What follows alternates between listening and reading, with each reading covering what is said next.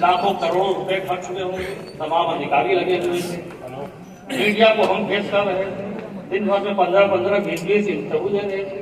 नजरिया दो निकला, एक 8,449 मदरसे मिले, 7.5 लाख बच्चे मिले। इसके अलावा आज तक उस सर्वे से कुछ नहीं निकला, कोई जानकारी नहीं मिल पाई। इतनी जांचें हो चुकी हैं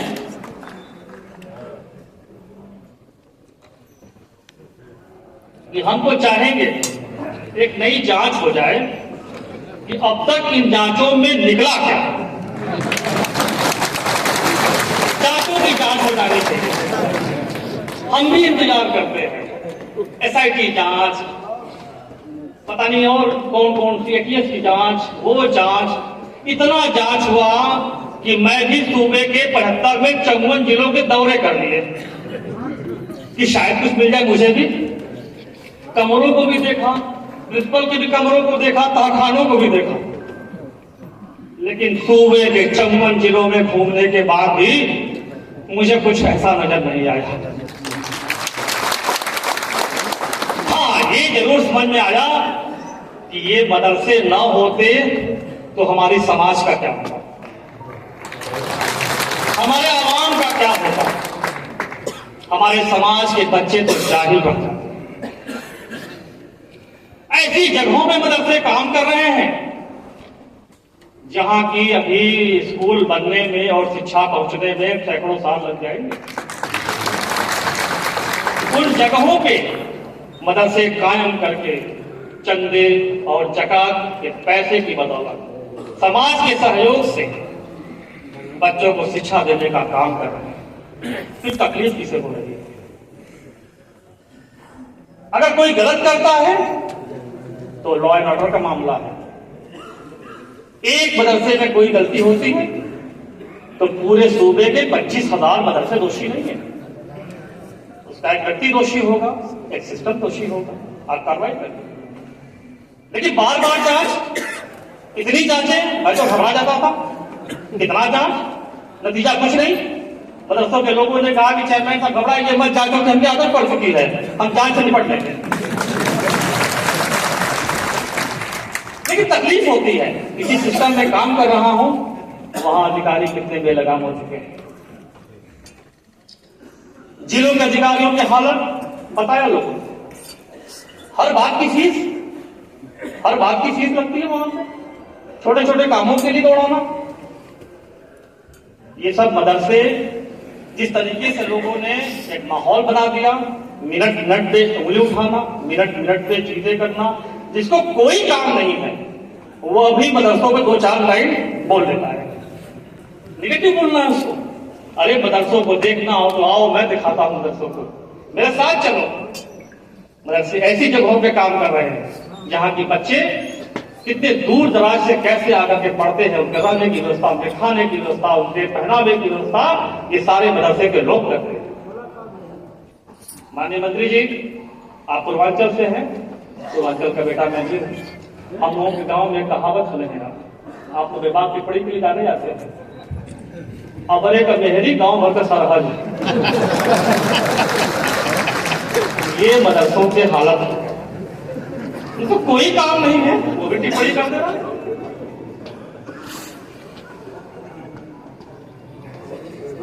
हमने 3 साल तक अपनी 2/3 ऊर्जा मदरसों को बचाने और बढ़ाने में, किसी मदरसे पे आंच नहीं आने दी, पूरी कोशिश किया। बहुत विरोध झेला, सिस्टम में अलग थलग पड़ गया, क्योंकि सिस्टम में ऐसे हालात हैं कि सच कहूं तो बेईमानी में बड़ी ईमानदारी है। इस तरह से काम होता था कि मैं काफी तबाह पड़ गया, लेकिन हिम्मत नहीं आ रहा। हिम्मत मर्दा मर्द खुदा लगातार काम करता रहा, और आज इस मंच पे सभी एक से एक हस्तियां बैठी हुई हैं। माननीय श्री ओम प्रकाश राजभर जी मंत्री हैं, चेत नारायण सिंह जी अध्यक्ष हैं, आप जो है समक्षक हैं संजय साहब, अध्यक्ष जी जो है नायब सदर हैं, एक मैं ही हूं जो पूर्व हूं। लेकिन हमने नियत से काम किया, हमने मजबूत इरादों के साथ काम किया और आप सबके दिलों में जगह बनाई और आपने मुझे इस तरीके से यहाँ ला करके। सम्माननीय मंत्री जी, आपको आश्वस्त करता हूँ, बताना चाहता हूँ, 2016 के पहले मैं पार्टी का काम करता था, लेकिन 16 से हज कमेटी ऑफ इंडिया का मेंबर बना और उसके बाद पूरे सूबे के जलसा बोर्ड का चेयरमैन बना। ये कौम बड़ी सीधी है, बड़ी खोली कौम हो गई, छोटी छोटी बातों से खुश हो जाती है। हाँ, थोड़ा सा एक गड़बड़ है, छोटी छोटी बातों बहक भी जाती है। ये थोड़े से हमारे काम की वजह से हमें इन्होंने हथेली पर बैठा दिया। आप एक बार इनकी नुमाइंदगी कर दीजिए, ये आपको पलकों में बैठा।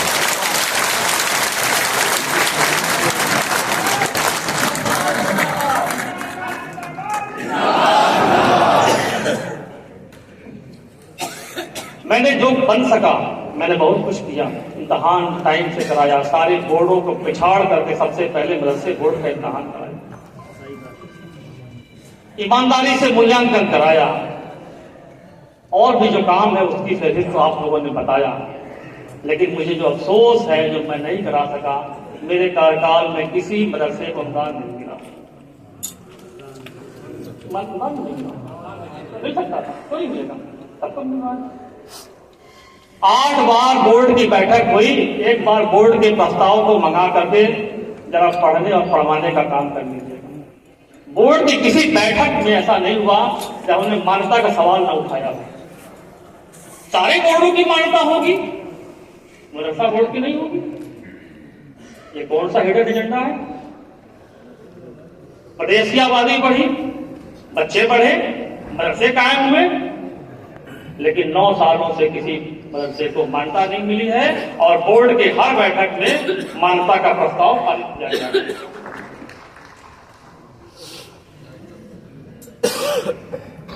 1.5 साल से मैं एक हाथ में कुरान और एक हाथ में लैपटॉप बोलना बंद कर दिया, क्योंकि 7 साल से आधुनिक शिक्षकों को उनका मानदेय नहीं मिला। अगर आधुनिक शिक्षकों को मानदेय नहीं मिलेगा कि वो साइंस और मैथ कैसे पढ़ाएंगे, तो सब कैसे पढ़ाएंगे? अफसोस होता है कि 2000-3000 रुपया मिलता था, वो भी एक झटके में बंद कर दिया, और बंद किया गया बैक डेट से। मालूम हो रहा है आज की डेट में कि अप्रैल से ही बंद हो गया है। एकदम असहाय कर दिया, जिसको जहां मिला का मिला, मौका मिला, उसको तोड़ता चला गया। अभी सवाल सबसे बड़ा जो है,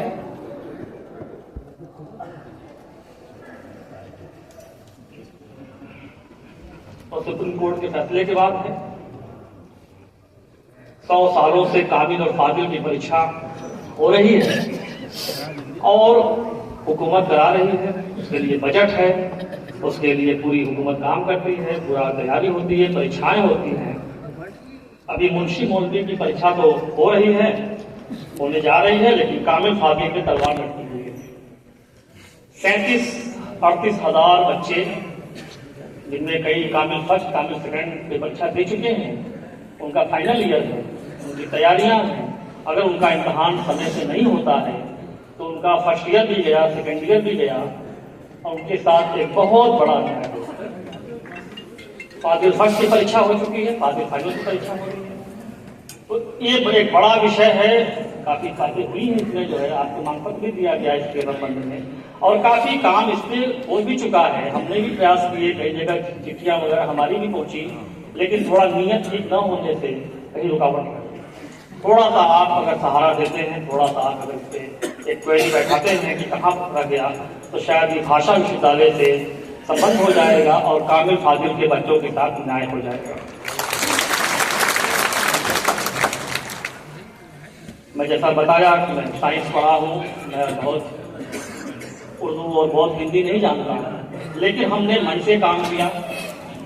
न उर्दू ठीक था, न हिंदी ठीक था, लेकिन नीयत ठीक थी, इसलिए काम करता चला गया। आप सबसे भी थोड़ा गुजारिश करने के मूड में हूँ। इतना बड़ा मंच, इतना बड़ा गैदरिंग जो है हमें शायद मिला नहीं, पहली बार मिला है। आप सबसे भी गुजारिश भी करना चाहता हूँ, आप मदरसों के शिक्षक हैं, आप साधारण शिक्षक नहीं हैं। और बोर्डों की तरह या और स्कूलों की तरह आप शिक्षक नहीं हैं। आप केवल बच्चों की रहनुमाई नहीं करते, केवल बच्चों को नहीं पढ़ाते, आप समाज को भी पढ़ाते हैं। समाज आपको फॉलो करता है। आप में से बहुत सारे शिक्षक हजरत कहे जाते हैं, बहुत सारे शिक्षक तो पीर भी हैं। थोड़ा किरदार पे भी काम होना चाहिए।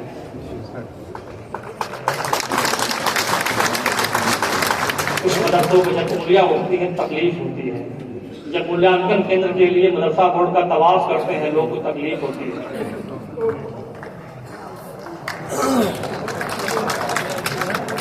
समाज आपसे पूछता है कि कभी नहीं पूछता कि हजरत अल्लाह और अल्लाह के नबी ने क्या कहा है, जरा बता दीजिए इस मसले पे क्या कहना है। वो कहता है हजरत इस मसले पे आप क्या कहते हैं, कितना विश्वास करता है आपके लिए। तो आपकी भी भूमिका बढ़ जाती है किस तरीके से हम काम करें। आपके सामने जो शिक्षक हैं उनके पास दो तरह के बच्चे हैं। एक मदरसों के बच्चे जो सब जानते हैं, कमजोर घरों के हैं, लाचार घरों के हैं, बहुत सारे यतीम बच्चे होते हैं, बेसहारा होते हैं, जिन्हें मदरसों में आप पढ़ाते हैं। आप मदरसों में जब पढ़ाते हैं पूरी मेहनत और ईमानदारी के साथ और पूरे महीने भर पढ़ाते हैं, तब जाकर के हुकूमत आपको 1 तारीख को सैलरी देती है। तब आपके बच्चों का नंबर लगता है कि अपने बच्चों के फ्यूचर के लिए हमें क्या करना है। सरकार ने पैसे दिए हैं, सरकार आपके बच्चों को आगे बढ़ाने के लिए पैसे नहीं दे रही। सरकार मदरसों के गरीब बच्चों को, कमजोर बच्चों को पढ़ाने के लिए पैसे दे रही है। तो जिस दिन ये समाचार आता है कि फला शिक्षक का बेटा MBBS कर रहा है, तो मैं नहीं पढ़ता। लेकिन जिस दिन समाचार आता है कि मदरसे से पढ़ा हुआ बच्चा आज MBBS कर रहा है या लॉ कर रहा है या ये हुआ, तो उसी समाचार हमें पढ़ता। आप मदरसों के लिए, मदरसों के बच्चों के लिए काम कर रहे हैं, तो थोड़ा उनसे अधिक ध्यान दीजिए। आपके बच्चे भी हैं, लेकिन उन बच्चों को पढ़ाने के बदले हुकूमत आपको सैलरी देती है। आप सब बड़ी तादाद में यहाँ आए, सबका शुक्रिया। एक और चीज है माननीय मंत्री जी, मुंशी मौलवी की मार्कशीटों में पासपोर्ट बनते हैं। कई लेखक हम लोगों ने लिखे हैं, लेकिन पासपोर्ट के लिए काफी दौड़ाते हैं लोग। इससे भी थोड़ा जुगाड़ डालनी है कि क्या कारण है कि हमारे जो पोस्टल हमने रजिस्ट्रेशन करा दिया है, सारी चीजें हो गई हैं, फिर मार्कशीटों के लिए उन्हें क्यों दौड़ाया जाता है। पासपोर्ट की वेरिफिकेशन की जरूरत ही नहीं है, सारा डेटा ऑनलाइन है पोर्टल पर।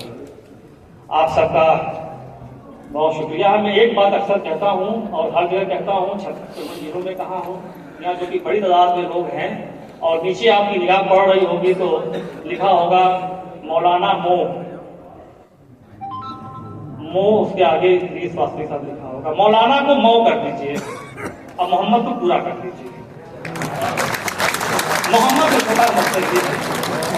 अगर आप सुन्नत पे चल रहे हैं तो मोहम्मद को MD MHD मत करिए, पूरा मोहम्मद लिखिए। अपना नाम छोटा कर दीजिए, हजरत, अल्लामा, कारी, हकीक, हारी, हाजी,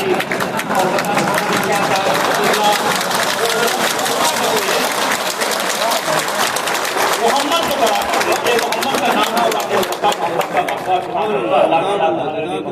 है, अगर मोहम्मद छोटा हो जाएगा तो हमारा वजूद खत्म हो जाएगा। आप सबने बुलाया और आप सबको पता है मैं 80 में स्कूल गया था और आज तक स्कूल में स्कूल है शिक्षा के लिए। जब भी आप मुझे बुलाएंगे, जब भी आप मुझे बुलाएंगे, जहाँ बुलाएंगे वहाँ मौजूद भी होगा। ये पूरी जिंदगी शिक्षा के लिए है, तालीम के लिए है। आप सबको बहुत बहुत शुक्रिया, बहुत बहुत मुबारक। आपने हमें इज्जत दी, इसके लिए बहुत बहुत शुक्रिया। अल्लाह।